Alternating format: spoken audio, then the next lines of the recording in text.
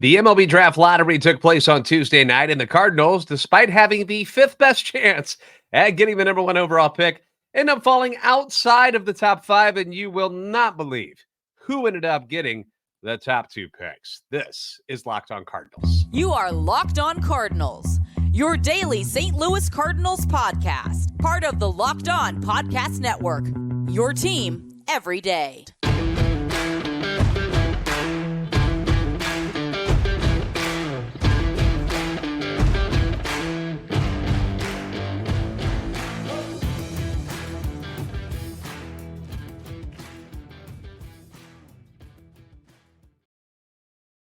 Hey there, Cardinals fans. I'm JD Hafford, and I'm a national radio sports anchor. Born and raised in the Lou and a lifetime Cardinals fan, and I'm your host for Locked On Cardinals, part of the Locked On Podcast Network, your team every day.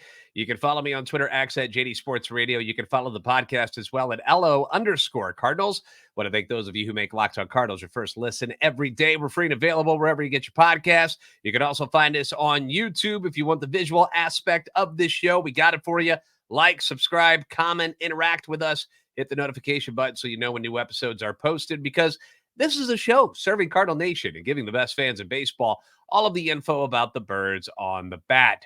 Been a long day, boys and girls. Been a long day. I got called in to do some anchor work this morning at 4 a.m. This was after being out for Monday Night Football the previous night. And then we had cleaning services come over today to clean up the condo. And like, I have no sleep. I'm like on 2 hours of sleep, 3 hours of sleep, something like that. So, and then we had to wait for this draft lottery to take place tonight before I wanted to put out tonight's episode. And here we are. And I got a nice cold beverage next to me, and I'm ready to power through this if you are. MLB Draft Lottery took place tonight. I don't know if you watched it or not, but the Cardinals did not have the odds in their favor this evening. They end up getting the 7th overall pick in this year's amateur draft, and in a stunning upset, much to the chagrin of myself and to the pleasure of my wife and all of the Cincinnati Reds fans out there. The Reds got the 2nd overall pick, and then the Guardians got the 1st overall pick. So both teams in Ohio end up landing number 1 and number 2. Not exactly what we were hoping for after a 91-loss season for the Cardinals. And it stings even more to see the Reds jump all the way up to that number 2 pick after they just had an 82-win season. And then I got to live with a woman who is a diehard Reds fan. And I got to hear about it. It's annoying. It sucks. It's rough, but that's the way lotteries go. Personally, here's what I wish they had done tonight. Okay, in case you didn't watch it, they had, first off, it was Brad Paisley was up there turning the cards over. I don't know what was going on there, but I'm sure there's a reason behind it. But I wish they would go back to where we could see the ping pong balls, you know, the old machine, good old days, those old school lotteries. I want to see the results actually happen in front of me. I'm sure there's reasons why. I know that the technology these days is much better than that, but I just want to see that there's no tomfoolery going on. That's just for me. And again, I'm sure there was a good reason why country singer Brad Paisley was doing it. Probably a sponsor thing. What are they? Nationwide. He's the guy he's with, and nothing against him. I mean, I don't have anything against Brad Paisley, but can we not get someone actually like affiliated with the game of baseball to do something like that? Just a thought. Maybe he does have a connection. I don't know. All I know is that I'm used to seeing him with Peyton Manning. That's what I'm used to. Those are the commercials I'm used to seeing. And, you know, I didn't look into Brad Paisley's knowledge on baseball or who he likes, who he roots for. I have no idea. I don't care. But from what I know, he is synonymous with Peyton Manning during football season, during commercials with Peyton Manning. So not America's pastime. Didn't understand that one. I'd rather see a Hall of Famer or a Roberto Clemente Award winner or something, just something that has to do with baseball, turning over the names of the teams. But that's just me being a cranky pants right now because I'm upset, man. The Cardinals fall to number 7 in the draft. They were terrible this year, which meant that they were supposed to get one of the top 5 picks, and they fall to number 7, man. Jason Mobb was the representative for the Cardinals at the lottery, and clearly he did not bring the good luck that we'd hoped he would. He even admitted to being a little bit nervous when he went up there. Said we were on stage and a couple of us were talking as they were flipping picks over, and I told Howard Johnson and Clint Hurdle, I'm a little nervous. 7th is what it is, he said. We were slated for 5th, but that's why they do it that way. Sometimes you win and sometimes you lose. I wasn't lucky enough today, but it was a good time to take part in it. I'm glad Jason had a good time. We love Jason Mott. We think he's a great guy. Just wish the Cardinals had a little more luck on their side this time around. They went into this lottery with an 8.3% chance at garnering the top overall pick. The Reds had a 0.9% chance to get the top pick, and they get number 2 overall. It's just the way the cookie crumbles, I guess. So what does that mean? All right, I'll quit growling. So what does that mean for the Cardinals and who they can select at number 7? All right. Will there be any good players left by the time they get to number 7? Of course there will be. These are great questions, and I have yet to dive into the prospect pool. That's not really my forte. I leave that up to other people to give me the information on what the college and high school prospects are all about. So I'm not going to speculate on who they might take at number 7 because I would literally just be throwing names up in the air. I have no idea. I really don't at this point. I haven't done much research into them, so I don't want to do that. What I can tell you, though, is I can go back into the history of the MLB draft and go look at some of the guys who have been taken with the 7th overall pick over the years. And there are some names in there that might make you feel a little bit better about the Cardinals' unlucky draw. Now, as far as the Cardinals go, they have had the number 7 overall pick twice. 1966, they took high school outfielder LaRon Lee. The big name taken in that draft that year was Mr. October Reggie Jackson, who got taken number 2 overall. As far as Lee goes, he spent 3 years with the Cardinals, 8 years overall in the major leagues, career .250 hitter, 31 home runs, 152 RBIs, OPS plus of 95. Most of that damage, though, was done in his time in San Diego. The Cardinals had traded him along with Fred Norman to the Padres in 1971 for Al Santorini. It's a great name, by the way. Sounds like a gangster.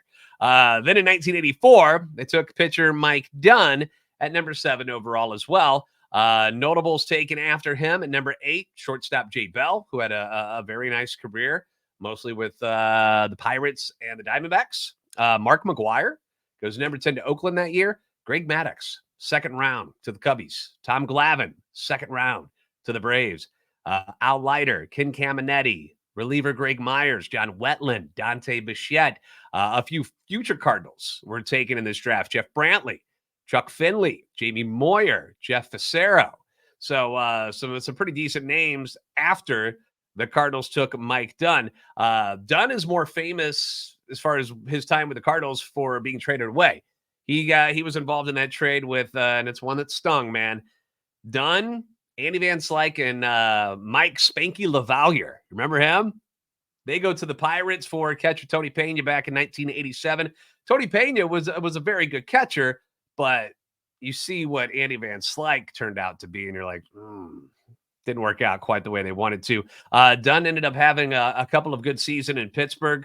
13-6, 3.03 ERA for them in 87. Finished 2nd in the NL Rookie of the Year, voting to Padres catcher Benito Santiago, who, by the way, Benito Santiago story, I got a foul ball off of the bat of Benito Santiago when he was a Marlin at one point. Was sitting first row at Busch Stadium on the third base side, hit a ground ball right to me on my birthday, actually. So that was pretty cool. Couldn't get him to sign it, though. We waited after the game was over to see if he would, come out of the visitors area, and he never signed anything. So that sucked. But the Cardinals' Joe McGrain that year finished 3rd in the NL Rookie of the Year voting. But injuries took their toll on Dunn's career. He was out of the league after just 5 years. So the Cardinals are certainly hoping to do better at number 7 this time around. I mentioned that a number of big names have gone 7th overall to other teams.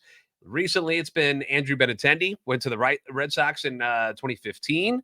Aaron Nola, a guy the Cardinals were trying to get this year, to the Phillies in 2014. Max Fried went to the Padres in 2012. Matt Harvey to the Mets in 2010. Clayton Kershaw, one of the greatest pitchers of all time, 2006 goes to the Dodgers, 7th overall. Troy Tulowitzki to the Rockies in 2005 at number 7. Prince Fielder to the Brewers in 2002. Frank Thomas to the White Sox in 1989, a couple MVPs on his shelf. So there's definitely a chance to land some top-end talent at number 7 overall. I just wish they could have gotten in the top 5 because it just gives you a better chance of getting a superstar. In the past 3 years, the number 7 pick has been all pitchers. The Royals took Frank Mazzicato in 2021. Can't say I'm familiar with these guys. The Cubs took Cade Horton in 2022, and then the Reds took Rhett Lauder last year. Cardinals assistant GM and director of scouting, Randy Flores, told MLB.com's John Denton that selecting that early is something that we hope will never happen again. First and foremost, it's a strange feeling to be picking that high, and we continue to have that standard where it is a strange feeling. That being said, it is an opportunity for us. Let's just hope they can actually make the best of it, right? And for the most part, recently, the draft picks have been pretty good, at least so far. So we trust in Randy Flores to do something special at number 7, but we've got plenty of months leading up to the June amateur draft. So a lot of time between now and then to go over prospects and whatnot. So we'll get to it at some point.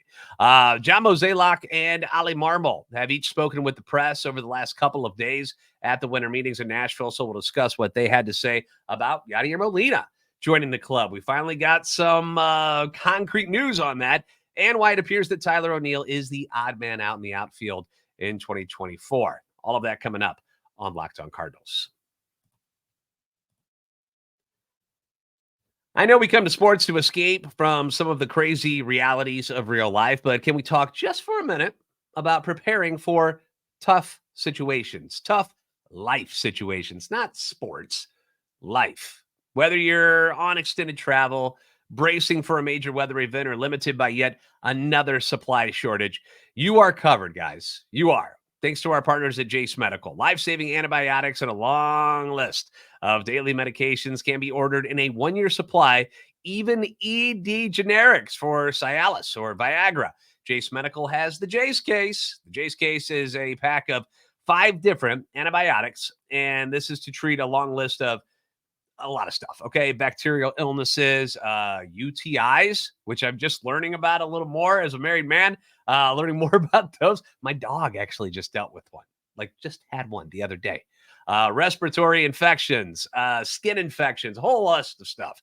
And this stuff could happen to any of us at any time, and you want to be prepared for it. So visit jasemedical.com and complete your physician encounter. It will be reviewed by a board-certified physician, and then your medication will be dispensed by a licensed pharmacy at a fraction of the regular cost, which is always nice, especially around the holidays. We got to save as much money as we can. It's never been more important to be prepared than today. So go to jasemedical.com and use the offer code LOCKEDON to get $20 off your order. That's jasemedical.com, Jase medical.com. Use the offer code LOCKEDON. Get $20 off your order.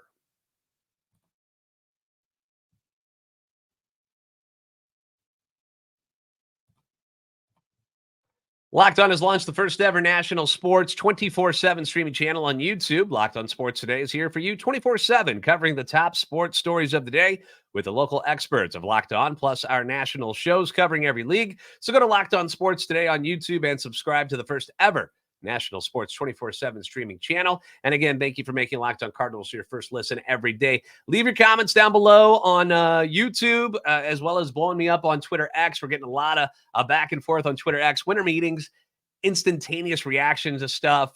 Things are a little bit quicker on there than they are on YouTube, but I'm trying to drop the latest information as I can, which is one of the reasons why I'm putting this out a little bit later, because things keep moving right now during the winter meeting. So, but your feedback is always welcome and encouraged. So don't be shy. Let's start with what I can only assume, 99.9% of the audience deems as good news. Yadier Molina coming back to the Cardinals in 2024. It has finally been confirmed. We had back and forth stories about it not happening, how it was happening. I didn't go with any of them yet. I waited until we heard from Mo. And finally, we got word. John Mozeliak confirmed that Yadi will be a part of the club in some capacity this next season. Molina's role has not been finalized, but we do know that he will not be with the club on a daily basis because of his need to be with family in Puerto Rico. We also heard that it won't be just a catcher-specific role, that they want him involved with the entire team. They want him helping everybody. They just want as much Yadi as they can get. And I love Yadi, and some Yadi is better than no Yadi at all, in my opinion. Do I wish it was a full-time thing? For sure. For sure, I do. But as I've mentioned before, it's just kind of an odd situation with Ollie Marmol in his final year. They're trying to fix all the crap that went wrong last year. And as optimistic as we are about everything, getting back to normal as far as what happens with the Cardinals, which is winning baseball most of the time, we don't know for certain if it's all going to work. We don't know yet. We're just piecing things together right now. And if someone was going to take over things after Ollie's contract is either expired, which it will at the end of the season, or if he gets let go, if things really go bad, Yadi still makes the most sense despite his lack of major league coaching time to become the next manager. They've done it with their last three managers where they were like, hey, you don't have any major league experience as a manager? No problem. Mike Matheny, they pulled off a little league field and made him the manager. Mike Schilt, he was in their minor league, so was Ollie, so they did have managerial experience, but not at the major league level. So I don't see why Yadi wouldn't be the next name on the list if they were going to make a change. But if they do succeed this year, that puts them in a little bit of a pickle because Ollie would have earned a new deal. And if they allow Yadi to leave to manage somewhere else, like the fan base is going to go bonkers, like lose their minds. But I know that's me thinking way, way, way, way ahead down the road right now. So we don't have to worry about it just yet. We'll be happy that we're getting some Yadi at some point this year. He will be a part of the team, and that's pretty cool. The Cardinals are seeking to trade outfielders for bullpen help. Mo mentioned the back end of the pen plus another piece. If they can't make that trade, they'll go into free agency to find their relievers. Not shocking in the slightest. We've discussed this scenario for months now. Mo has said on a couple of occasions that his vision of the outfield right now, if you were to put it out there on the field today, it would be Lars Nootbaar in left field, Tommy Edman in center, and Jordan Walker in right field, with Dylan Carlson as the fourth outfielder, which puts two-time Gold Glove winner Tyler O'Neill on the outside looking in. And we touched on this a little bit in yesterday's episode. The quote from Mo was, getting him every day at bats is going to be really difficult given the way our outfield, we predict, will line up. So when you're looking at exploring the trade market and when you think about what's best for everybody in the end, it probably makes sense if we're going to do something. Now, my question is, what teams are out there believe that Tyler O'Neill is worth trading something for in his final year before free agency? That's the real question. Can you flip him for a solid bullpen piece, which we know the Cardinals are trying to acquire? Easier said than done. We've seen here in St. Louis, Tyler O'Neill have some pretty cool moments, and we know the potential of a Tyler O'Neill. But if you're looking at things from a different point of view, which is the other teams, what's so great about Tyler O'Neill? We got the news from Katie Wu today that John Mozeliak indicated today that adding relief pitching via free agency is more likely. The likelihood is probably more of a free agent strategy, but we're not closing the door on potential trades, which to me says that they're not getting much action on a potential Tyler O'Neill trade at this point. And if you're an opposing team, why would you trade anything good for him? I mean, he's got injuries, perhaps an attitude problem, just speculating there. There's been no confirmation that Tyler O'Neill has an attitude problem. No one has ever come out and said that specifically. He's going to be a free agent at the end of this year. So you can see why whatever market there is for him is kind of slow at the moment. Plus, you still haven't seen any, at least hardly any movement. There's been a little bit, but hardly any movement in free agency yet. So teams still are trying to sign guys to play outfield. And when that pool is thinned out, that's when Mo picks up the phones and starts dialing up these teams and like, hey, I got a dude with a couple of Gold Gloves here, 30, 40 home run potential. He runs like the wind, coming into a prove-it year for his next deal. Let's have a beer. Let's chit-chat, shall we? Although, I don't know. Do you think John Mozeliak drinks beer? What do you think John Mozeliak drinks? Scotch? Scotch. Again, nobody is, or has, I should say, pointed the finger at Tyler O'Neill or called him out by name, that he is one of these guys that in the clubhouse may have had a bad attitude. Nobody has come out and said that. But you remember, Ollie had that quote at the end of the year where it was like, we have to weed out some guys. And then recently, Cardinals closer Ryan Helsley was doing an interview with Foul Territory TV. And when they were asking him about issues with the team last year, he mentioned how some guys had some of their worst seasons in their careers, which didn't help. He mentioned that was hard on everybody, the players, the coaches, and the front office. Like everybody didn't know what to do about that. But he also said that maybe some guys had some bad attitudes and that it was just kind of a weird vibe all year that, they'd win a couple and think they were digging themselves out of this hole. And then they lose 4 in a row and they just could never get back. They were just treading water the whole time. But some bad attitudes for some guys, that was the quote that caught my attention. Because when you try to connect the dots, and a lot of people think that perhaps ONeill was one of those guys.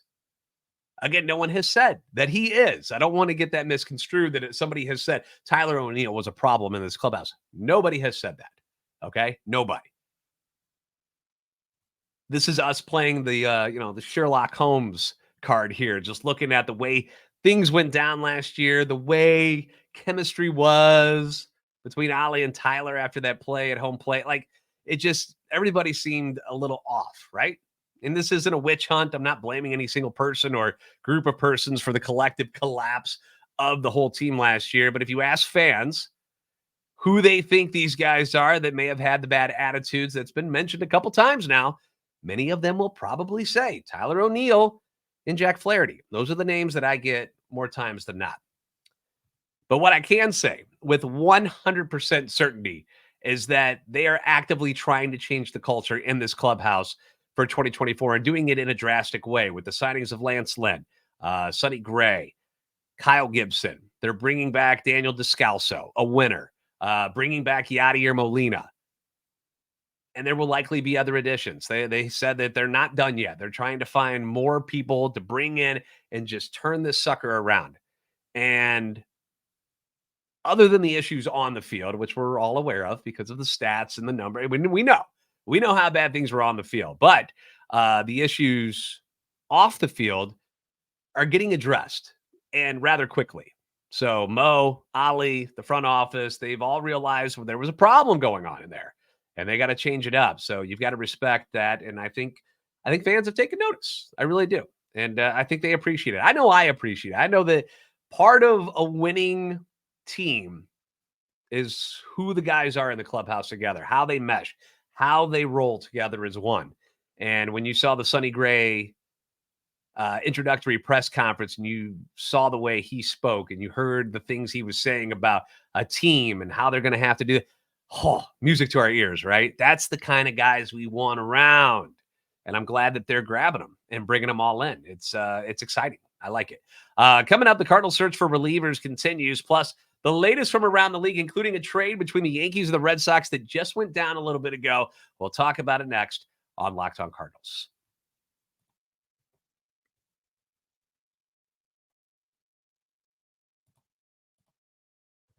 Locked On has launched the first ever national sports 24/7 streaming channel on YouTube. Locked On Sports Today is here for you 24/7, covering the top sports stories of the day with the local experts of Locked On, plus our national shows covering every league. You're going to go to Locked On Sports Today on YouTube and subscribe to the first ever national sports 24/7 streaming channel. That's what you're going to do next, right? Right? All right, let's talk more Cardinals. We all believe that the Cardinals are actively trying to make some trades, using their supply of outfielders, like Tyler ONeill, to get some bullpen talent through the door. According to Derek Gould at STLtoday.com, though, the Cardinals met with agents today, Tuesday, discussing their reliever clients. They're weighing those options versus potential trades and currently see setup free agents as the more likely route to go for 2 additions to the bullpen. John Denton, MLB.com, reports that John Mozeliak said the club doesn't necessarily have to trade a salary before adding another salary via a free agent signing or a trade. He also admitted, let me get you a picture of Mo up there. There he is. Very thirsty in that photo. He's got double barrel waters. Anyway, He admitted the Cardinals have been in talks with many agents of relievers the past 2 days and characterized the talks as productive. Now, when we talked to Katie Woo last week, when she joined the show, she said that she believes that the Cardinals are looking for two pieces as well, one splash move and one safe move. She seemed to like my idea of David Robertson, who is a free agent, going to be 39 years old, but just didn't know what the market was for him yet. Thought maybe they would try to sign guys who are better than a one-year deal. She mentioned that.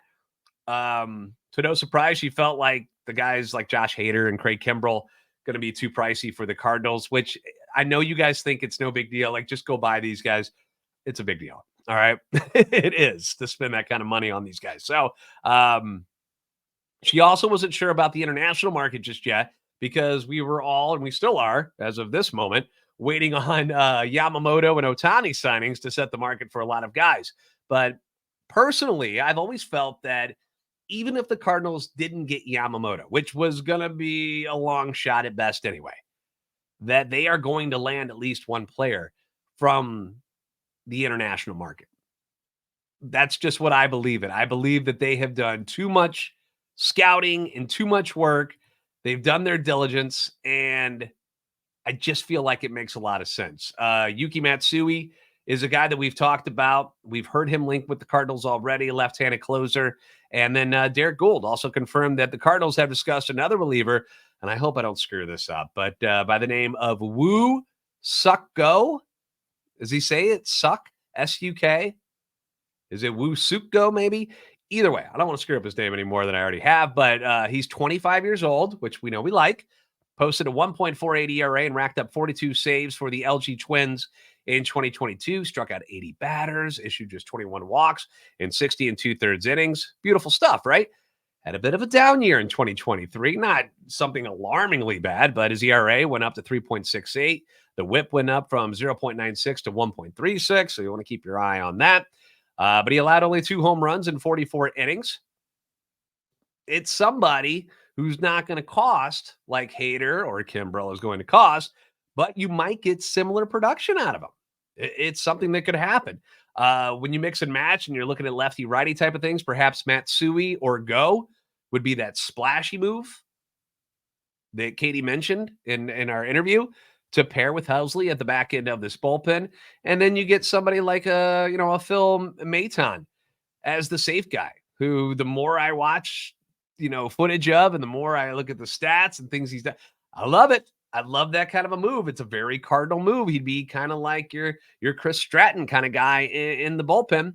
Matsui is a left-hander. Maton, the righty. So that's a little fit right there, right? Or you could sign Go as your righty and Matt Moore as your lefty. I like what Matt Moore offers. You could go with 2 righties if that's what you want to do, but you need someone else with closer experience back there in case Hell's Bells goes down again, because the odds are it's going to happen. Just the way his career has been. Plus, you've got those limitations where, he can't always go in back-to-back days. He can't always go 2 innings or something like that. You're trying to keep him as healthy as possible because you don't want to miss out on him for 6 weeks because you made him throw 1 extra inning. You don't want to do that. And you can call him names, you can call him fragile and whatever you want to say, but you got to admit when Helsley's out there, he's pretty darn good. And if you want to keep him as healthy as possible, you'd abide by those limitations, which means you got to get another guy who can close the door in the 9th inning, and it's not going to be Giovanni Gallegos. So they got to find somebody else to do it. We also had a trade late on this Tuesday night between 2 big-time rivals, the Red Sox and the Yankees. Yankees reportedly acquiring outfielder Alex Verdugo from the Red Sox for 3 right-handed pitchers, Richard Fitz, Greg Weissert, and Nicholas Judice. Jim Bowden, or Bowden, he always says Bowden, it's Bowden. Jim Bowden tweeted to not be surprised at following this move, the Yankees use Alex Verdugo in a package to go get Juan Soto from the Padres, because that's still going on. We're still waiting on a trade for Juan Soto. I haven't heard his name linked to anybody except the Yankees. It seems like they're the only ones talking about it. Shohei Ohtani sweepstakes. That continues. We've been hearing a lot of Dodgers and Blue Jays over the last couple of days. Apparently, Shohei has met with both teams. Would be wild to me if he ended up in Canada over Los Angeles. And I know Toronto's a great city. I'm not saying that. I'm just saying he already lives in LA. To pick up and move and go to the Blue Jays when the Dodgers are right there, it'd be wild to me if he made that decision. But I guess it could happen. I'm sticking with the Dodgers as my choice, but some of these guys are starting to hype up the Blue Jays as like serious contenders to get Shohei Ohtani. But everyone seems to be on the same page as far as we're all waiting around for the Shohei news to drop. And when it does drop, then things can start get cooking with the Cody Bellingers of the world. And if a Juan Soto deal goes down, that would get the trade market moving a little bit quicker, and perhaps then we see the Cardinals make a few more moves. But for now, it looks like they're in a holding pattern, and it doesn't appear that there's going to be any splashy moves. Not saying it's completely out the window, but the more and more I'm reading into the tea leaves here, I don't think they're going to be making a deal for a guy like a Dylan Cease or a Tyler Glass now anymore. I think their focus is going to be on getting rid of some of the depth in the outfield and getting as much bullpen help as they can. Doesn't mean that they won't still work on a deal like that, but the more and more I get into it, the more I'm like, probably not going to happen. But we'll see. We'll see. Thanks for making Locked On Cardinals your first listen every day. If you haven't already, please give us a follow on Twitter at @LO_Cardinals and at JD Sports Radio. Like and subscribe on YouTube. Help our channel and love for the Cardinals grow. You guys are the best fans in baseball for a reason. And I will see you next time on Locked On Cardinals. I am going to chug this bad boy, old school, and hit the hay. I'll talk to you guys tomorrow on Locked On Cardinals. Have a good one.